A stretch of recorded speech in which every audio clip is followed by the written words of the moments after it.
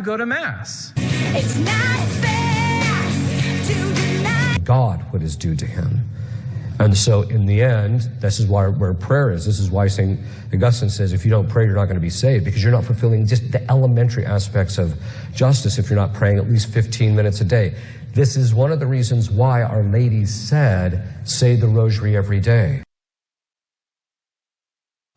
So last week, I did a video on Metallica, The Unforgiven.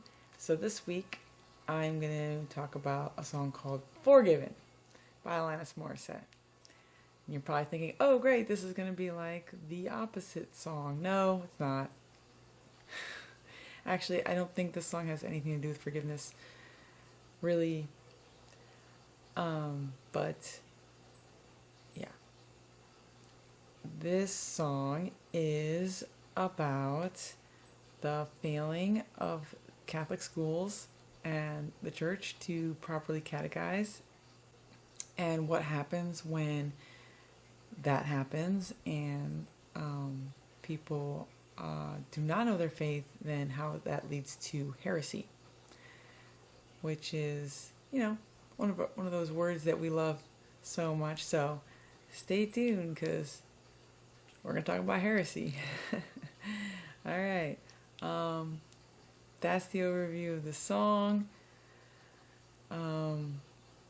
Allow some background on the artist. Alanis Morissette is another one of my favorite artists. So I listen to a lot of Alanis Morissette. I have all her albums, and I listen to a lot of Alanis Morissette. So I have a huge respect for her. Great artist. This song is off Jagged Little Pill, which came out in 1995. So young Alanis Morissette, young, rebellious, anti-Catholic Alanis Morissette. So this song is not necessarily my favorite. I'm a big fan of her later stuff. So, yeah, her history, she grew up Catholic. Kind of obvious when you listen to the song.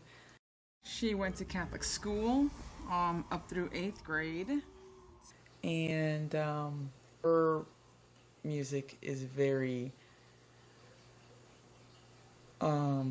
personal, and she just tells all. That's what she does. She's just like an open book, and that's what I love about her music, because she does it really well. She doesn't really hold back. She just puts it all out there. It's like reading somebody's diary sometimes, but it's good. It's really good. And so I'm gonna take her at her word, but at the same time, you know, we gotta understand this was like 30 years ago. So but she is now, according to Wikipedia, as of tonight when I was reading it, practicing Buddhist. So that's kind of the update on that, but we don't know, who knows. God, with a God, all things are possible, so we don't know where she's really at her spiritual journey right now, but as of Wikipedia, she's a practicing Buddhist. Yeah, so let's get into the song.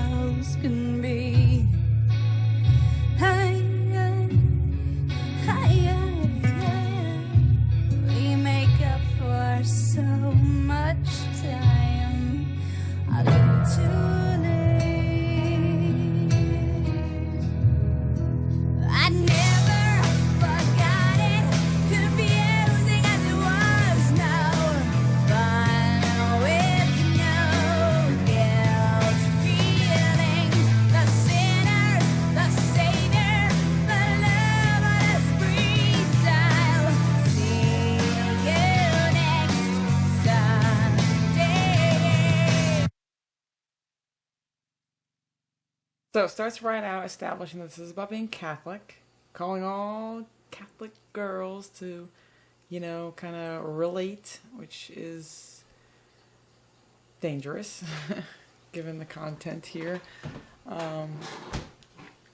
But yeah, admits that it was confusing, talking about Catholicism, but she never forgot it, which echoes what many fallen away Catholics have to say, Bruce Springsteen being one of them, that being Catholic, it never leaves you. Well, yeah, that's because God never stops calling you back. He's not going to leave you alone. And then we see some of the confusion that she's talking about in regards to her faith, particularly where she says, the loverless priests. This demonstrates a complete misunderstanding and lack of appreciation for the priesthood. God is the lover. Jesus Christ is the one who loves us to the end, John 13:1. So the priest is not loverless in this regard. He is so close to God that he stands in the place of God and has access to the Blessed Sacrament like no one else. Often sleeps under the same roof. I know the bishop of our diocese, I heard him say it, he has a chapel in his house. They have been chosen by him, called by him, to be this close to him. That's one of those things that if you don't understand all of that, then you would come to this conclusion that like they're missing out.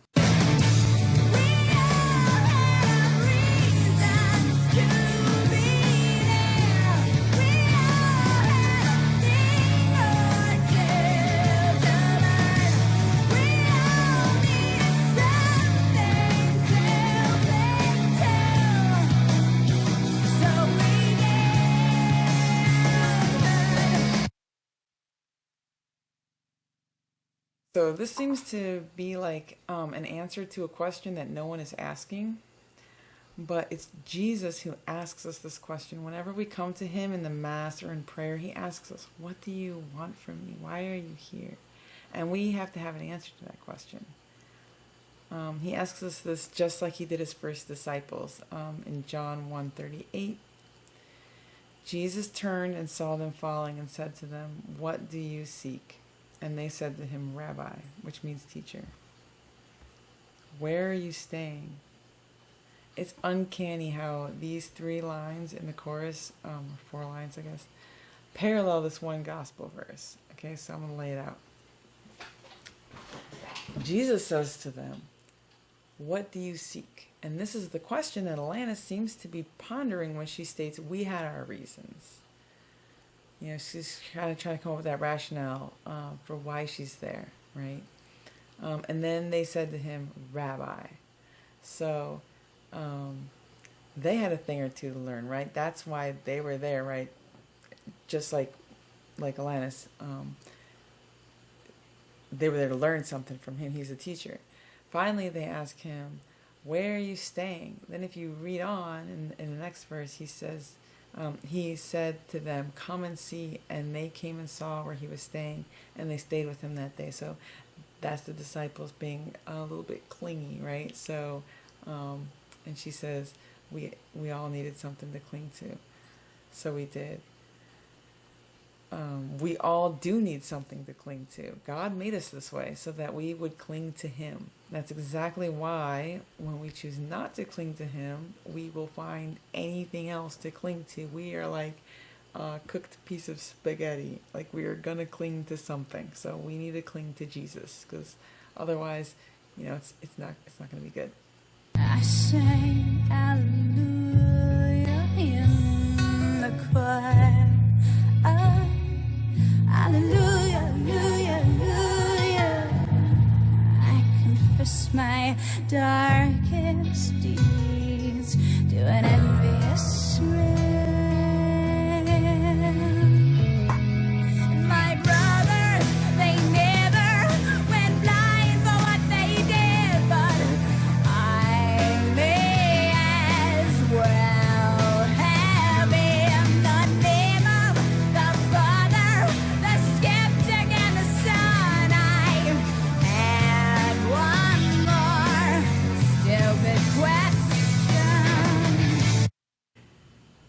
priest is not envious of your sin. That's a pretty ridiculous thing to say, or to think. But again, if you don't have that understanding of what the priesthood is, if you don't have that understanding of, basic understanding of who God is, and sin, and what that does to our life with Him. Just the whole thing is missing. Like there's just this veil there, right? And then like she doesn't even know the basic parts of the Trinity. Shame on you, Catholic schools. And no, I'm joking, but yeah, that's kind of what I see there. Like, okay, all right, but to get to the cool part here, the deep part, I should say. There's something deep going on here. So this other line here reminds me of another story of Jesus calling someone. We're talking about the blind man in Mark 10, verses 49 through 52. And Jesus stopped and said, "Call him." And they called the blind man, saying to him, "Take heart, rise, he is calling you." And throwing off his mantle, he sprang up and came to Jesus. And Jesus said to him, "What do you want me to do for you?" So there he is asking the question again. And the blind man said to him, "Master, let me receive my sight." And Jesus said to him, "Go your way, your faith has made you well." And immediately he received his sight and followed him on the way. In the song she says, she may as well have been blind. Right? So this actually tells us two things. She is as good as blind, right? That's kind of what that means. So in other words, she can't see. But at the same time, it's like she's saying that she's not, right? Because she's as good as blind. So she's not admitting to it.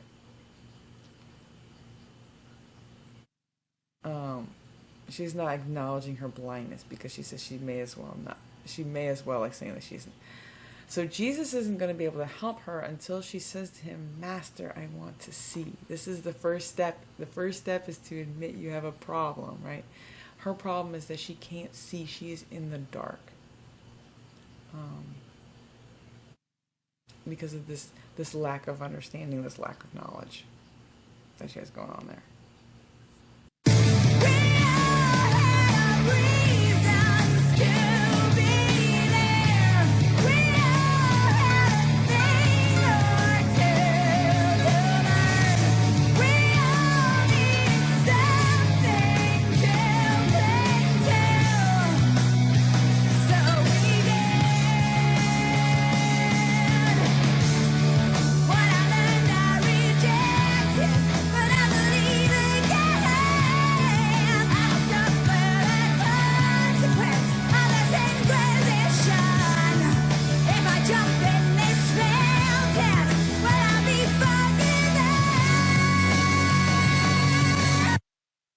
This is where she kind of gets to, like, admitting herself a heretic. Okay, so I'm not saying she's a heretic. She's saying herself right here. She says, "What I learned, I rejected." So she's rejecting the faith, but I believe again. So she believes in something, but not what she learned. So maybe some version of that or something completely different.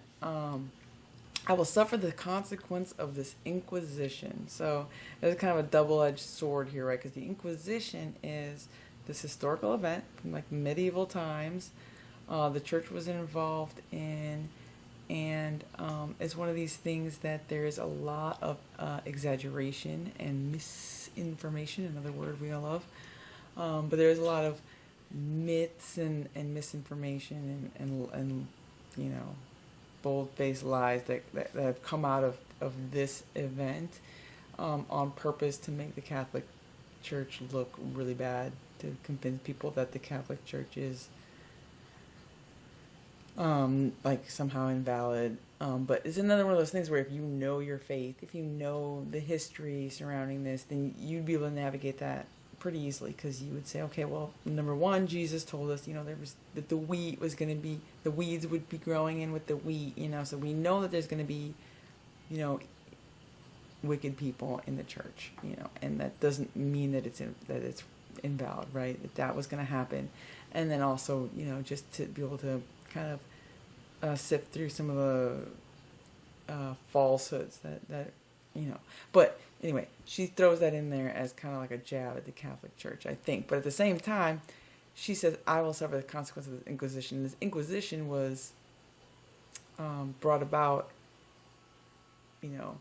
as so the point of it was to kind of weed out the heretics, right? That's what they were doing. But yeah, saying that I'll suffer the consequences of this Inquisition, she's basically saying that she's a heretic, right? So she's going to be suffering the consequences of that. And then this last thing is, it's just, if I jump in this fountain, will I be forgiven? That's where we get the title from the song. And it is, I don't know if I want to say heretical, but this is very incorrect understanding. I just want to say no, that's not how this works. Like, so you think of a fountain is, you have water that's kind of like being self-propelled, right? Like there's a pump or whatever, and it's and then you just walk in there, and then, okay, yeah, you have water flowing over your head. That's part of what we do in baptism. That's, baptism is where sins are forgiven. All of your sins are forgiven in baptism. But it's not something that you can just do on your own. Like, that's what I get out of this. Like, this is a grace bestowed on you by God. This is something that, like in the Catholic Church, the very first thing that the first part of the ritual is that the priest, again, okay, that's another thing, is like, if you understood how baptism works, this would tie back into like the priesthood and having a appreciation for what the priest does, right? Because the priest is the one that baptizes, right? So, but he'll ask you, or the deacon, the priest or the deacon, they'll ask you, like, what do you want from the church? That's like the first very important part, because then that's when you say baptism, right? So that's just like, that goes back to Jesus asking, because in baptism you're being called by God to be part of him, of his body, of his church. And he asks you, like, what do you want? And that's very important, because you're answering that question, why are you here? I want baptism. And then for when we baptize the babies, then the parent stands in that, stands for the child and says, this is what I want for my child. So that's a big part of it. But the other thing is that, you have somebody else that is baptizing you. Jesus Christ was baptized by John the Baptist, and he didn't need to be baptized. He was doing that to institute the sacrament, but he did it in that way because that's the way that we are to do it. We are to be baptized by another baptized person. You don't just, it's not something that you can do on your own, that you just have this pump blowing water and then you just go and walk under it and you're forgiven. Like, that is like such a crucial missing piece, I think, in a lot of what's going on here. Because it's interesting that Alanis Morissette's a Buddhist now, and Buddhists they're very, they think that, so they don't believe in like a higher power giving them this grace. They are like, it's their own power from their own mind that brings them to this nirvana. It's like all within what they do for themselves. And that's just very not what we believe, right? So we believe that this is a grace bestowed on us by God, and we ask him for that. And, that's all we can do. And then the other part of it is that God, while he could just do everything himself, he chooses to work through the members of his body, and he works through the priests and in a very beautiful way, because they're sinners like us, but they are forgiving sins, in baptism and in confession. And I'm gonna have another video on all of that, I think. So look forward to that, because I do appreciate our priests and what they do for us. All right, and then, I think I'm just gonna keep the rest of my comments till the end. Let's just finish it up.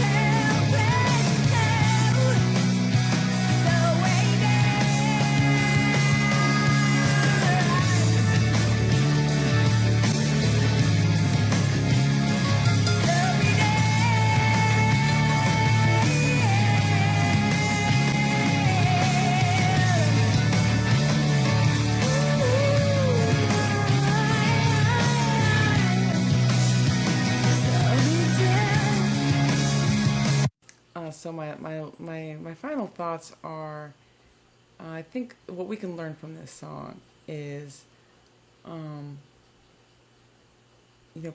of where we fail sometimes to properly catechize our kids. So for one thing, she says is, so we go back to the thing about my brothers never went blind for what they did. I don't know anybody that would actually tell their kids, like, you're gonna go blind, if you do this certain sin. Apparently people at some point were saying that, and that's just, we can't lie. We cannot lie to our kids or say outlandish things to get to convince our position on something, because that's just going to lead to them just not trusting anything that we say, right? Or the church says, right? If you're a representative of the church. So let's not do that. And then the other thing is, she says, I have another stupid question. So,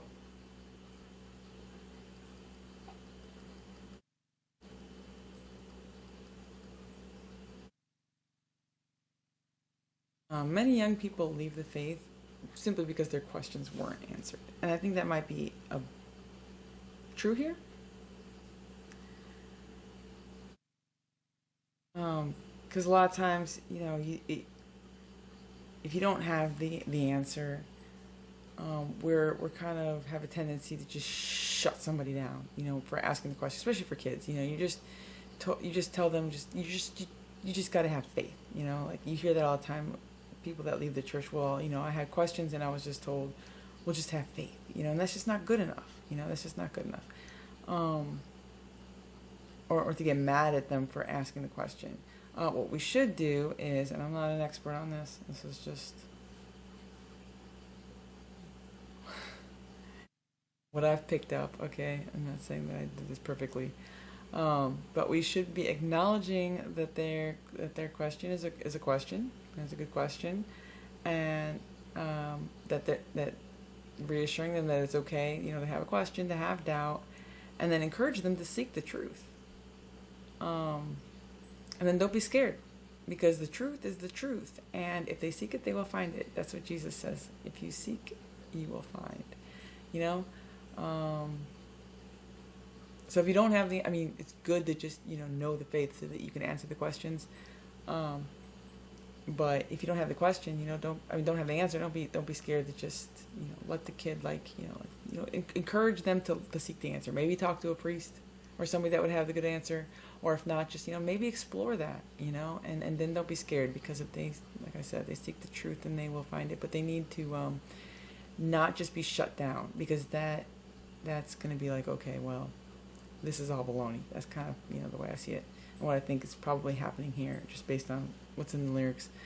But ultimately, we need to teach our children how to pray, because nothing's going to happen without God's grace, and He wants us to ask for it. Yeah, that's kind of the theme that I kind of read into the song. So with those readings. So, all right. Let's see. Do I have a reading for this? Because I already did a bunch of readings.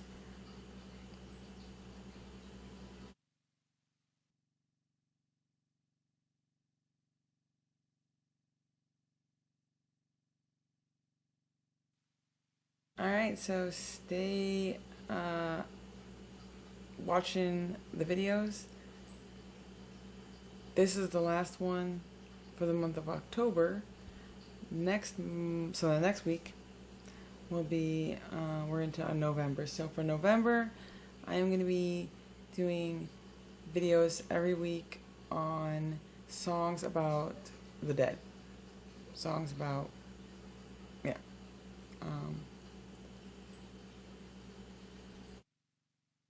lost loved ones, that kind of thing, in honor of November, which is a month where it is dedicated to the dead. So I'm excited. And if you haven't already subscribed, do that, and like my videos. Nobody's liking my videos. Like the video. Comment. Let me know what other songs you want me to do, because I do take requests. I'm going to be working on another one that was requested, another Metallica. That's new Metallica that I haven't heard, so I got to listen to it. But I'm going to get to it. So it's on my list. So yeah, keep sending your requests, and keep praying for me, and I'll keep praying for you. See you next time.